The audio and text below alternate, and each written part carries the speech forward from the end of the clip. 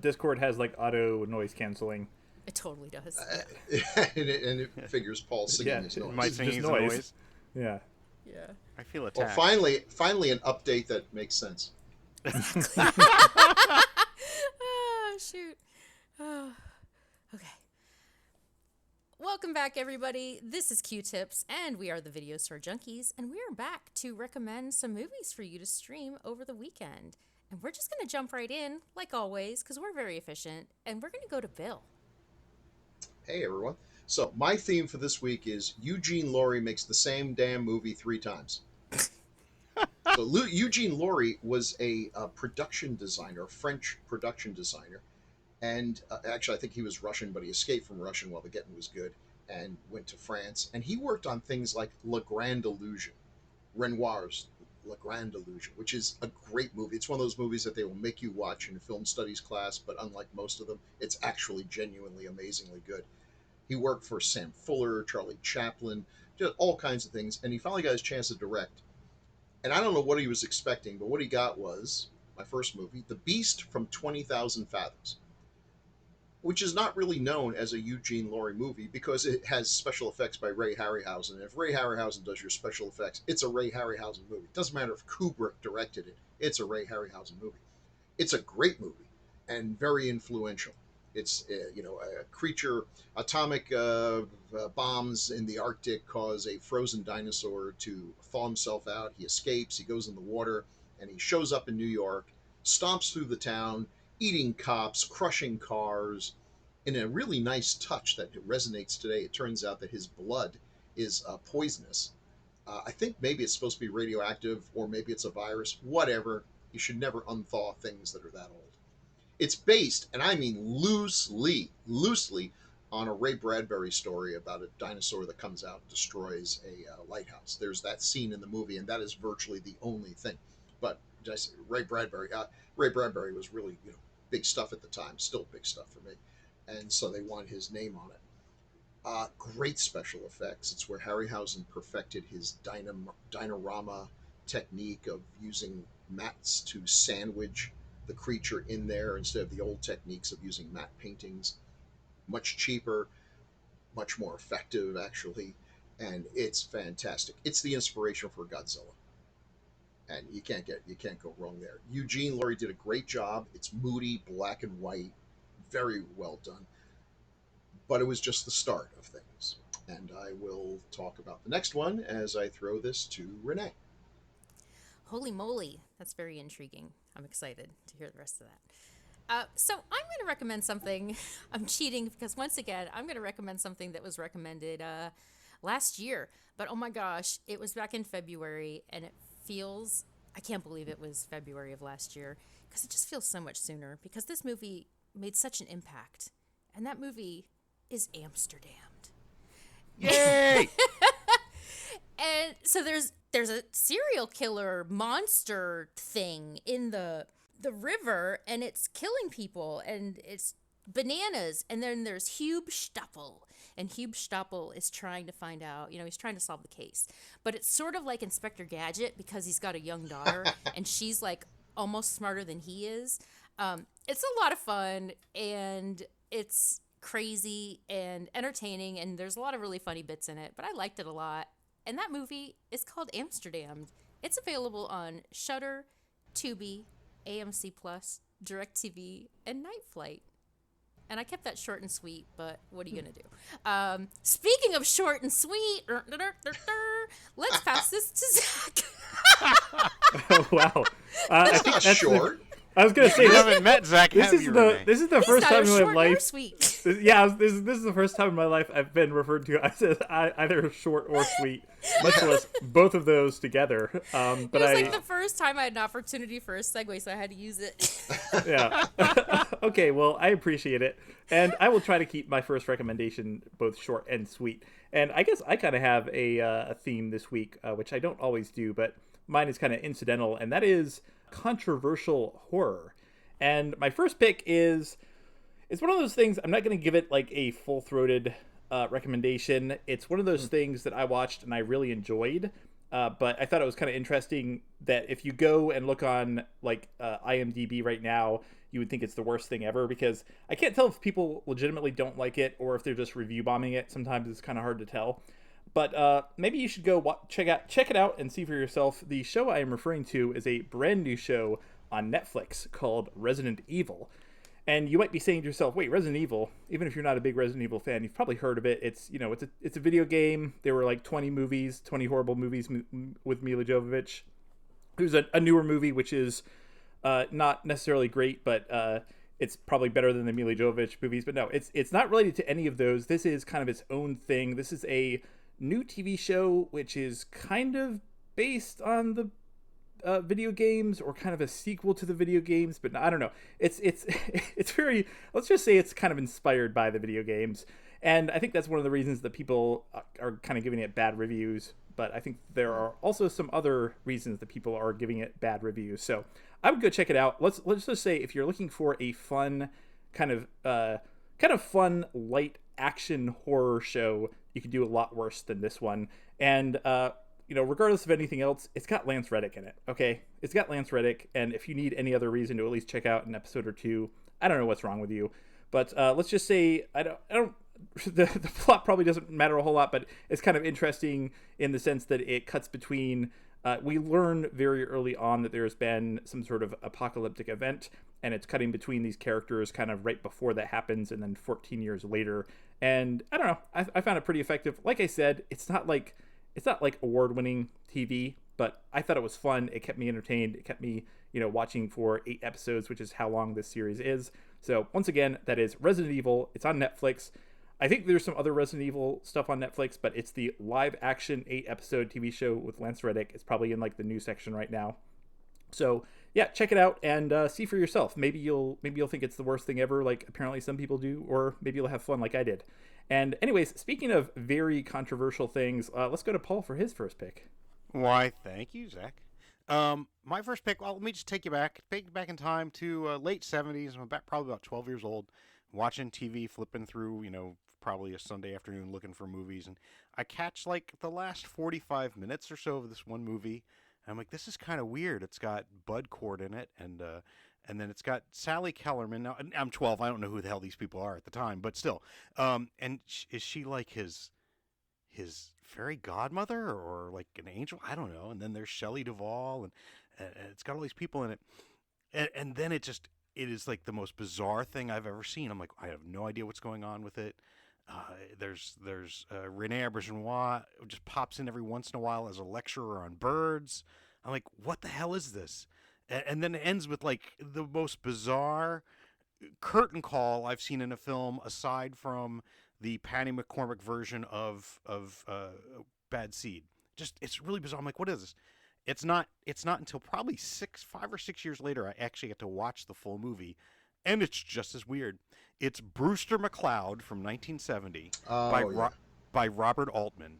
Bud Cort is a young man living in the basement of the Houston Astrodome, building something. Sally Kellerman, like I said, is sort of like his fairy godmother, kinda, but there's nothing mystical necessarily that you see. But she's protecting him, keeping an eye out for him. She is running interference for him. And also, by the way, people who seem to get in his way or interfere are found dead, strangled to death, and covered in bird shit. And so the cops call in Lieutenant Shaft, played by Michael Murphy. Not the kind of person you picture. He's definitely not you would think of as Shaft, but he's Lieutenant Shaft. You've got William Wyndon. You've got Stacy Keach in like really bizarre old age makeup. John Shook and Margaret Hamilton, the Wicked Witch of West of herself. And it's a comedy. It's really bizarre. It's really fun. Robert Altman hated the script, threw it out. They improvised a lot of it. They basically stuck to the story, but did their own shit with it. It's really funny. It's playing on HBO Max. And again, the ending is just like so out there, and this amazing curtain call that I always love when a film does a curtain call. Oh, and it's Shelley Duvall's film debut, by the way, too. And like I said, a lot of these people are people that ended up sort of in Robert Altman's stable anyway. But yeah, Brewster McCloud, 1970, HBO Max, highly recommend it. And speaking of Robert Altman's stable of people, I pass this back to Bill Mulligan. There you go. Brewster McCloud, Robert Altman, and Bud Cort. I mean, you know what you're going to get, or you should. It's such a 1970s movie, and Oh yeah. yeah, very much of its time. So that was good. By the way, I meant to say the Beast from 20,000 Fathoms is on everything, but you got to pay for it. But it's worth it. $2.99. Come on, come on. You know you want to. So you back to Eugene Laurie. He finally, after being in all these great movies, doing set design and art direction, gets to direct a movie. It makes a fortune, and in gratitude, they let him do something a little more serious. Just kidding. They said, do it again. Only we're going to give you half as much money. Another dinosaur on the loose. This time in London, like that's going to make it cheaper. And also, we can't afford Ray Harryhausen, so we're going to throw a few shekels to Willis O'Brien, who was the genius who basically invented stop motion animation and did King Kong, was Harryhausen's mentor, but had fallen on hard times. And this was one of the few projects that he was given. And he and another special effects technician, Pete Peterson, who is another stop motion, by the way, is taking these little articulated dolls and moving them one frame at a time and taking a picture 24 times. You got 1 second. It's tedious. It's hard to do.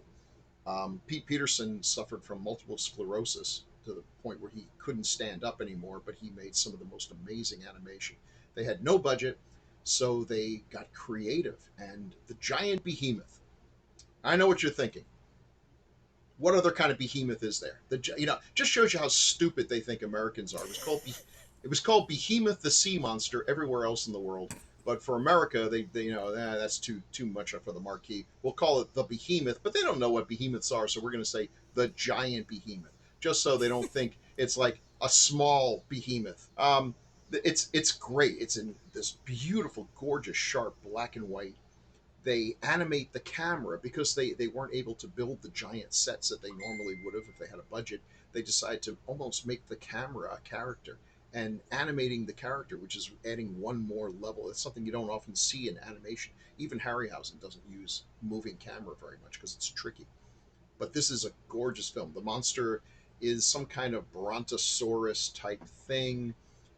It's radioactive, and the scary part, every now and then, as it's moving along, suddenly optical effects start coming off it, and the people are burned to a crisp by this radiation, which they achieve by freezing the frame and like taking that frame and painting it, so it turns into a painting of burned people.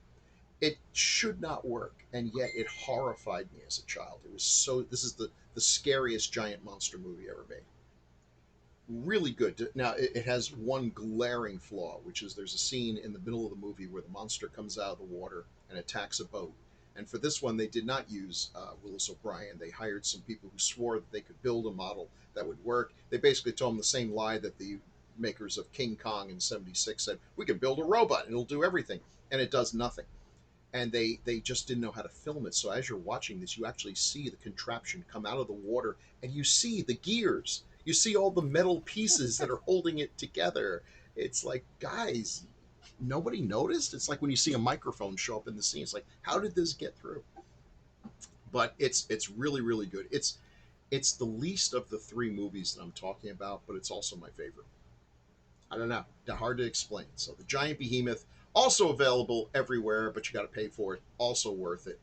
This is one of those ones though where, say, if you get the DVD, don't listen to the commentary, because they hired some people who are really good, know their stuff and everything, and they spend the whole time trashing this movie. It's like, why would you do that? Why would you even take the job if you don't like the movie? I don't know. Throw it to someone who loves it. I mean, nobody buys a DVD and listens to the commentary track and basically is told what a schmuck they were for buying this movie. Well, just my complaint. Anyway, that's it. Sorry, Yeah. I want to chime in real quick. The Giant Behemoth, as with many of Bill's recommendations, is actually available on YouTube in its entirety for free, so you can check it out. Yes, there. yes. Many of the things I recommend are not worth copywriting or trademarking, so you pretty much can find them on. Just search around for a good copy, and yeah. So lots of fun, and you'll know exactly what I'm talking about when you get to that bad scene. Thanks for that, because yeah. And I will throw this again to Renee. Man, oh man, I'm excited. Watching a lot of movies on YouTube this weekend, apparently. So, do you ever think about like how hard it is for vampires nowadays? Because vampires, they like virgins, right? So, Sure. yeah, I mean, my God, how do they even? I don't know what they're doing these days, but it's got to be really difficult. Yeah. And somebody who happened to be stuck in a similar situation. They go to a comic book convention. Oh. I'll let them know to go to. Hey, everyone, Congregates this weekend, by the way. Oh. Just kidding. Sorry. Thanks. I'll just edit that out. It'll be fun. Even though you all will know you can't prove it. So much in a similar situation is Lauren Hutton, and she's just having a hell of a time. She's got to drink virgin blood before Halloween, or she's just gonna, shrivel up and turn in, to whatever kind of thing you turn into when you're a vampire that doesn't get blood. I assume you die, but still. So she's got to find a virgin before Halloween, and luckily for her, there is a young man, and that would happen to be one Mr. Jim Carrey, and he has a girlfriend, but she's not ready to take that step with him. And, he ends up getting, kind of seduced by this woman. And, you're just going to have to kind of watch it to see what happens and all the fun and excitement they have. It's pretty fun. I haven't seen it. I should say I just watched it, but I haven't. I saw it a long time ago, and I haven't seen it recently, but it's still a good movie. And it's called Once Bitten, and it is available on Tubi and Pluto and Hoopla. Speaking of vampires that might die before Halloween, I'll pass this to Zach. So the second recommendation I have this week for controversial horror films, like I said on my first one, I think that there is some element of review bombing to some of the bad reviews online. I think that there are certain elements of the show of Resident Evil that people, let's just say, they maybe take offense to, and it has nothing to do with the actual show itself.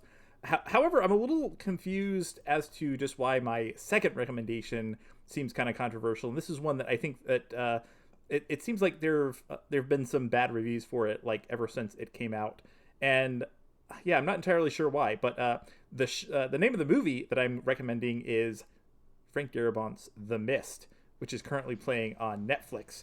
And if you don't know what this movie is about, well, it's based on a Stephen King story, and after a bit of a storm rolls through this small Maine town, and Thomas Jane goes to the store to pick up some supplies. And then a mist rolls in. And let's just say there is something out there in the mist. And it's not the sort of thing that you'd want to run into, especially in a mist where you can't see anything. So Thomas Jane and a bunch of other people. This film has an incredible cast. I'm just going to roll off some of the names here. We got Thomas Jane. We got Laurie Holden, which, as much shit as I give her when we're talking about The Walking Dead on our other podcast, she's actually pretty good in this movie. But you also got Toby Jones. You got Marcia Gay Harden. You got one of my favorite actors of all time, Andre Braugher. You got William Sadler. The list goes on and on. So you got a lot of really, really strong actors, and this, it's good that Frank Darabont's so good at casting these roles, because this is, for the most part, kind of a one location film, and it's largely about the interactions that these characters are having in this location as they try to figure out what to do. And I think I maybe kind of know why this film gets kind of a bad rap, because let's just say that the ending is a bit of a downer. I don't think I'm giving anything away by saying that.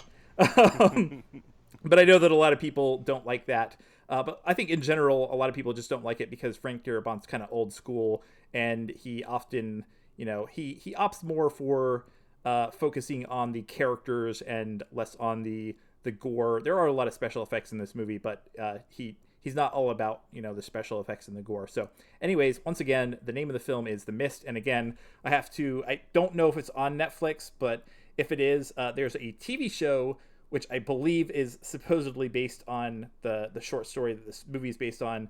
It has nothing to do with the actual story or this show or this movie. So if you accidentally start watching the show, you'll be horribly disappointed. Don't do that. It's a movie, and it is playing on Netflix, and it is It's one of those movies I've actually grown to like it. Even like I liked it when it came out in 2007. I enjoyed it, but I kind of rewatch it every 4 or 5 years, and I just actually rewatched it this weekend, and I think I liked it even more than any other viewing. So it's kind of grown on me. So check it out. And speaking of things that are lurking in the mist and waiting to grab you, I will pass it over to Paul for his next pick. Boo! Yay! Yeah, actually, absolutely want to second that. The fantastic film, and Stephen King has actually even said that the changes that Darabont made are ones he wish he had done. He wishes he had basically ended it the way that Darabont does. Yeah, fantastic. My next pick is I don't know if anyone would actually use those words with it. So when I was talking about Brewster McCloud, and I mentioned how Robert Altman hated the script and threw it away. The script was written by Doran William Cannon, and that's today's theme, is the films of Doran William Cannon. And originally, Brewster McCloud was really supposed to be originally directed by Otto Preminger, who turned it down for another script by Doran William Cannon. Why, it's one of Bill's favorites. Yep. Oh, no. Skidoo from Nice. 1968.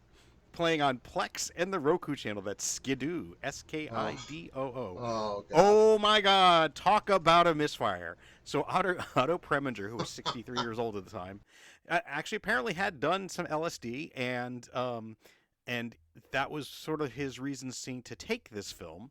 And in it, you've got Jackie Gleason, who it's a real youth picture there. Jackie Gleason plays a convict who basically, I don't even really feel like going into this. Oh my God, it's a mess. But you've got Carol Channing, who does like a striptease at one point. Frankie Avalon, Frank Gore. Oh, listen to this trio: Frank Gorshin, Burgess Meredith, and Cesar Romero, hot off of Batman. John Philip Law, Peter Lawford, Mickey Rooney, Arnold Stang, yay! Richard Keel, Slim Pickens. Probably the only person there who actually would be considered like a youth person at the time would be Austin Pendleton.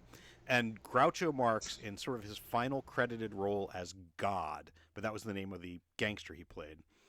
Apparently Otto Preminger even like kind of, as they put it, browbeat him into wearing his Groucho, makeup mustache on it, and Groucho was pissed. But Groucho, apparently did some acid too as well, and he found it very relaxing. In it, yeah, Jackie Gleason has an acid trip. Oh my God, this movie is such a disaster. The music is by the great Harry Nilsson, who apparently, interestingly enough, at this point hadn't done acid. A few years later he did, and wrote the wonderful children's musical The Point when he was on acid, but not when he was on this. So yeah, Skidoo, it is... I think, Bill, you're the one who actually introduced me to this. Yeah. You did a fantastic job of selling this movie. I couldn't do any better. That's everything Paul said. It's got to be watched. You got to watch it. You got to watch it. But it's a wonderful disaster, and it's on Plex and the Roku channel. So that's Skidoo. And speaking of God, I'm going to pass this over to Bill Mulligan for his third and final pick. Who could the director be of your final pick, Bill? It wasn't Otto Preminger. The funny thing is, this was a reaction to Easy Rider. They were like, "Oh my God, this no budget movie about hippies, just broke the box office." And they're like, "Youth is in. Who do we know who has his finger on the pulse of today's youth?" And Otto Preminger, who he may have been 65, but he looked like he was 89.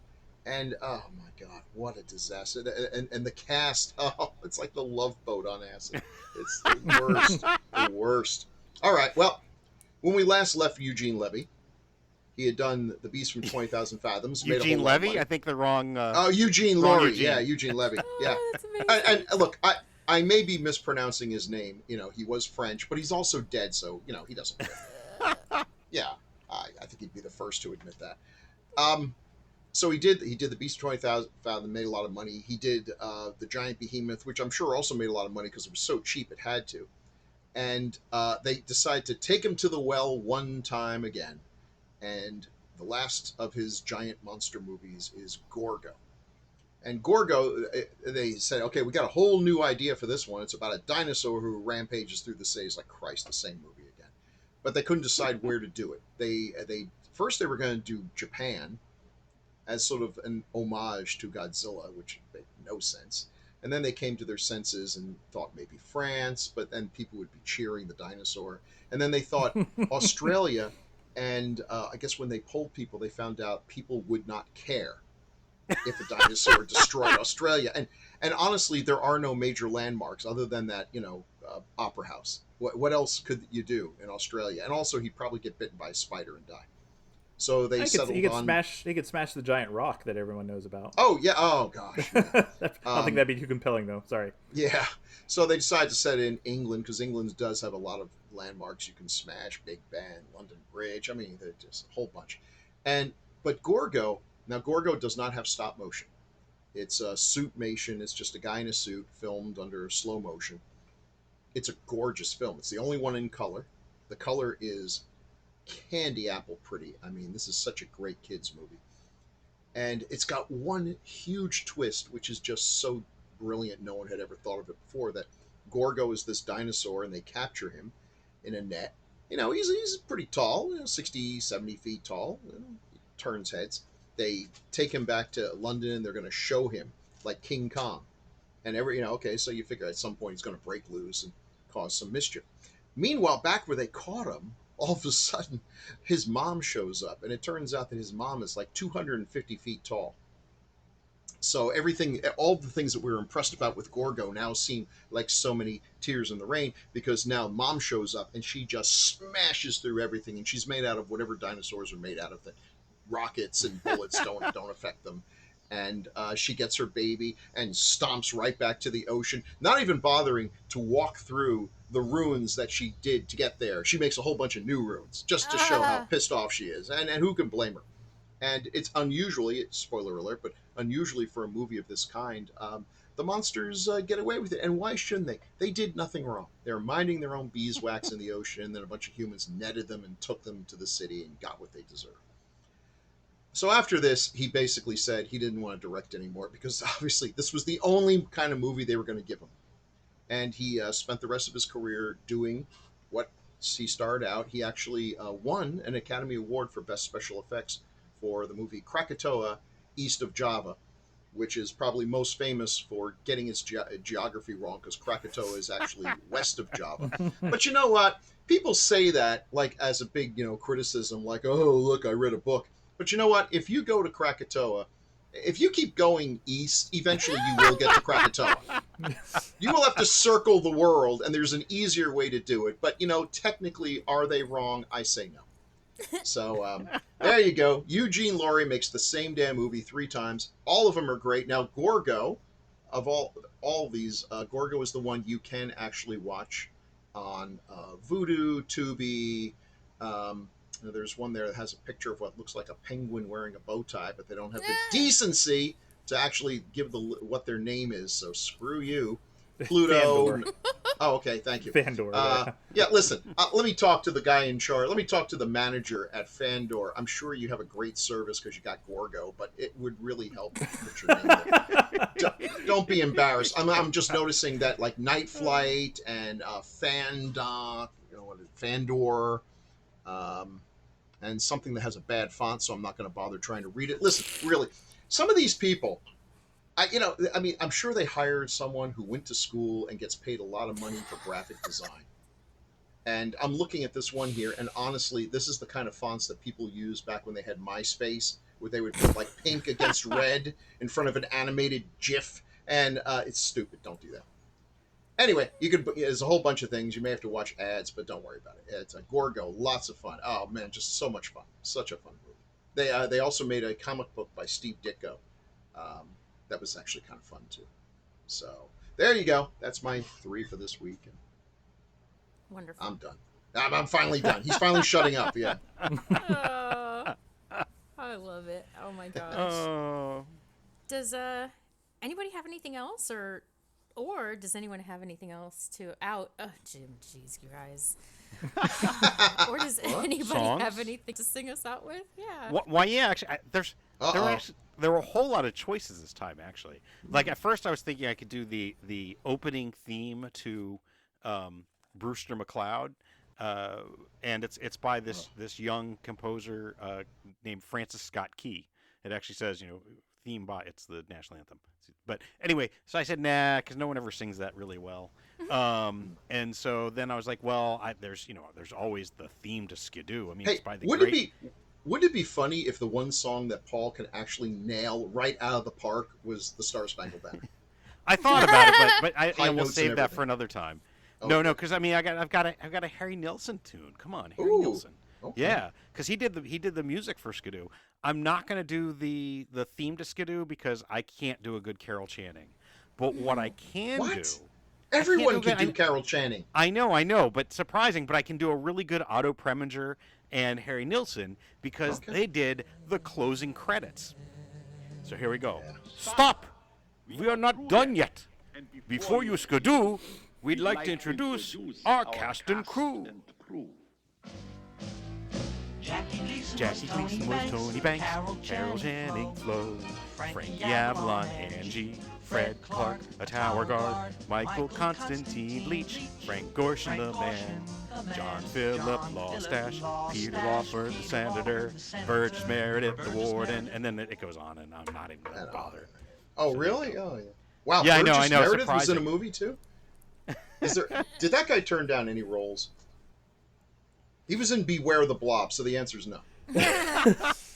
Paul, I'm a little offended though. You did give the rest of us a chance to go do the outro song because I was going to try to sing the Dead Can Dance song from The Mist. Oh, go for it. But Oh, I was going to try to do "Wake Me Up Before You Gargle." So oh boy. For the weekend of July 22nd, Bill recommended The Beast from 20,000 Fathoms. Available at Bill's house.